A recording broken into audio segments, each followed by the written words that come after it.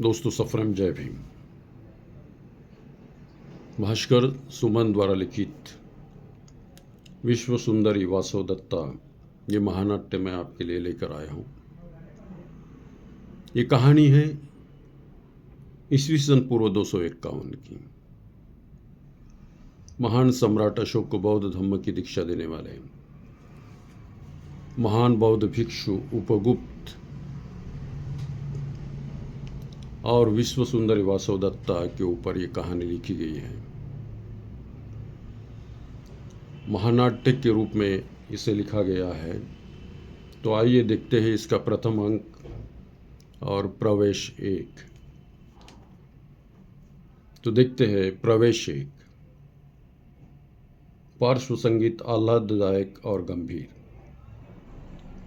पर्दा ऊपर जाता है।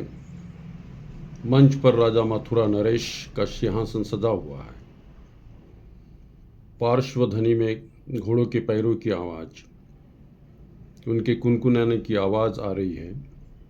मंच के चारों ओर सन्नाटा, लेकिन घोड़ों की ध्वनि सन्नाटे को चीरती हुई दर्शकों को साफ सुनाई देती।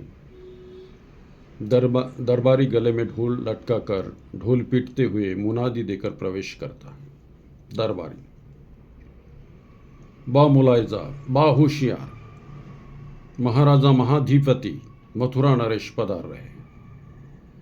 इतने में मथुरा नरेश प्रवेश करते हैं।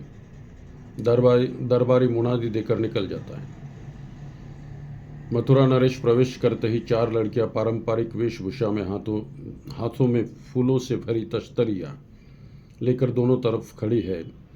उन पर पुष्प वर्षा करती है और सभी 5 मंत्री, जिसमें प्रधानमंत्री, सेनापति, महामंत्री 1, महामंत्री 2 और महामंत्री 3 तालियां बजाते हुए उसके सम्मान में खड़े होते हैं। महाराज की जय हो, महाराज की जय हो कहते हुए उन पर पुष्पवृष्टि करते हैं।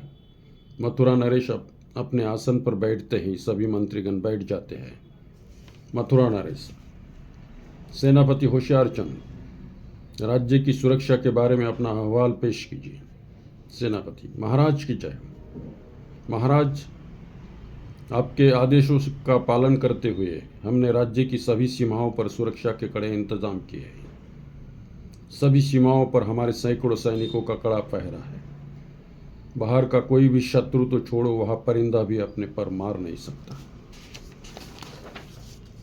मथुरा नरेश, शाबाश सेनापति, शाबाश, मुझे तुमसे यही अपेक्षा थी। इतने में मथुरा चाणक्य प्रवेश करता है। चाणक्य, महाराज की जय हो, महाराज की जय हो। मथुरा नरेश, क्या खबर लाए हो मथुरा चाणक्य?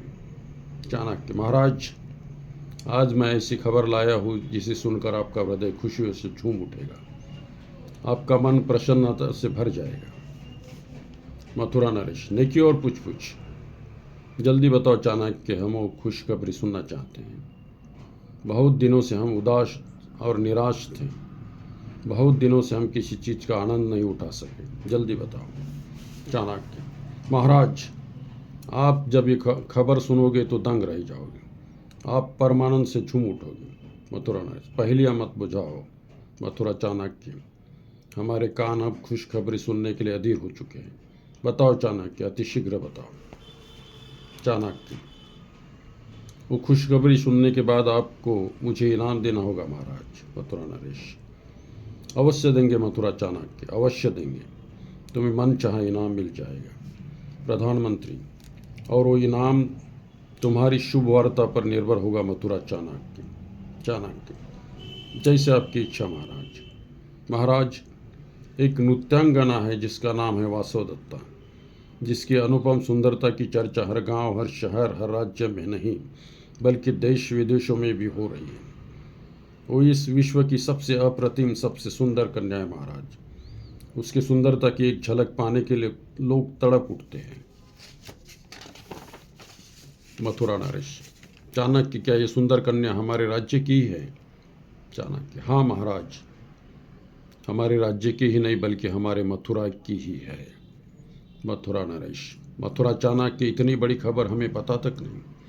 हमारी आंखें न जाने कब से तरस रही थी कोई सुंदर स्त्री देखने के लिए। हमारा मन, हमारा हृदय तड़प रहा था कोई सुंदर वस्तु देखने के लिए। चाणक्य, महाराज मुझे क्षमा कर दीजिए, मैं आपको वासवदत्ता के बारे में बताने वाला ही था तो महारानी पद्मावती ने मुझे रोक लिया, मना कर दिया। मथुरा नरेश क्रोधित होकर, महारानी पद्मावती की हिम्मत हमारी खुशियों पर पानी फेर दें, उसे इसका उचित दंड दिया जाएगा।